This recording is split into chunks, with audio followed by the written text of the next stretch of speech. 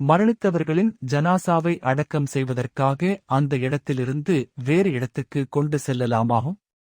இது குறித்து மார்க்கத்தின் நிலைப்பாடு என்னவும்? ஒரு மனிதன் எந்த இடத்தில் மரணித்தானோ அந்த இடத்திலேயே தாமதிக்காமல் விரைவாக அடக்கம் செய்ய வேண்டும். தகுந்த காரணங்கள் இருந்தாலே தவிர அந்த ஊரில் இருந்து வேறு ஊருக்கு கொண்டு செல்லக்கூடாது. நபி அவர்களுடைய காலத்திலும் சஹாபாக்களுடைய காலத்திலும் இந்த நடைமுறையே பின்பற்றப்பட்டு வந்தது.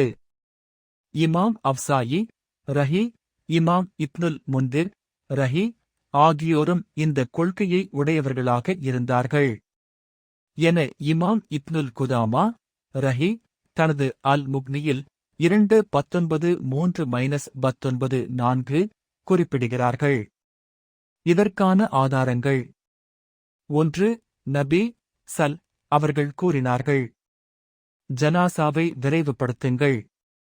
அது நல்ல ஜனாசாவாக இருந்தால் அதை நன்மையின் பக்கம் நீங்கள் முற்படுத்துகின்றீர்கள். அது வேறொன்றாக இருந்தால், நல்ல ஜனாசாவாக இல்லை என்றால் உங்கள் பிடரிகளை விட்டும் ஒரு தீயதை விரைவாக கீழே வைக்கின்றீர்கள். நூல்கள்: புகாரி 1315, முஸ்லிம் 944, அபூதாவூத் 3181, திர்மிதி 1015. 2. அன்னை ஆயிஷா ரலி அவர்களின் சகோதரர் வாதில் ஹபஷா என்ற இடத்தில் மரணம் அடைந்ததும் அவரை அங்கிருந்து மதினா கொண்டு வந்தார்கள். எங்களை துக்கம் அடையச் செய்யவே இவ்வாறு நடந்து கொண்டீர்கள். அவர் மரணித்த இடத்திலேயே அடக்கம் செய்யப்படுவதை விரும்பினேன் என ஆயிஷா ரலி அவர்கள் கூறினார்கள். நூல்: பைஹகி ஃபிஸ்ஸுனன் அல் குப்ரா 4 இன் கீழ் 57.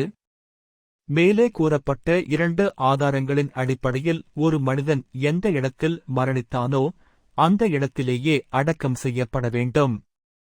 தான் இறந்துவிட்டால் தன்னை இந்த இடத்திற்கு கொண்டு சென்று அடக்கம் செய்ய வேண்டும் என்று ஒருவர் வசியத் செய்துவிட்டு இறந்தாலும் அந்த வசியத்தை நிறைவேற்றக்கூடாது.